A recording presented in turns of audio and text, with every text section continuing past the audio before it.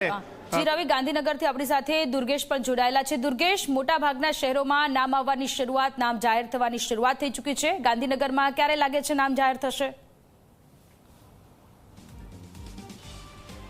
જો વાત કરવામાં આવે તો સોનલ, ગાંધીનગર ખાતે મુખ્યમંત્રી નિવાસસ્થાન ખાતે જે પાર્લામેન્ટરી બોર્ડની બેઠક મળી હતી તેનો આજે ચોથો દિવસ છે। મહત્વની વાત એ છે કે ગાંધીનગરની જે જિલ્લા પંચાયતની, તાલુકા પંચાયત અને ગાંધીનગર જિલ્લાની જે નગરપાલિકાઓ છે તેઓના નામોની જાહેરાત કરી દેવામાં આવી છે। ખાસ જો વાત કરવામાં આવે તો ગાંધીનગર મુખ્યમંત્રી નિવાસસ્થાન ખાતે જે પાર્લામેન્ટરી બોર્ડની બેઠક ચાલી રહી છે ત્યાં આગળ અનેક નામોને લઈને હાલ ચર્ચા ચાલી રહી છે।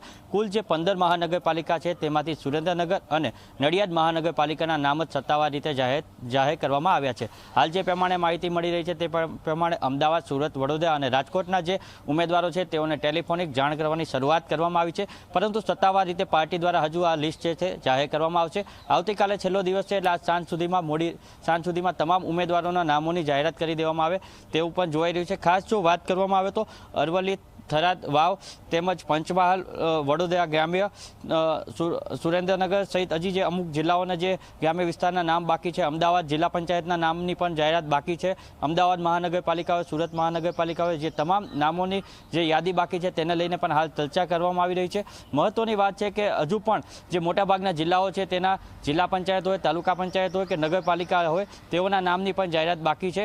ખાસ જે છે આગામી 2 થી 3 કલાકની અંદર મોટાભાગના નામો છે તેની જાહેરાત થવાની શરૂઆત થશે।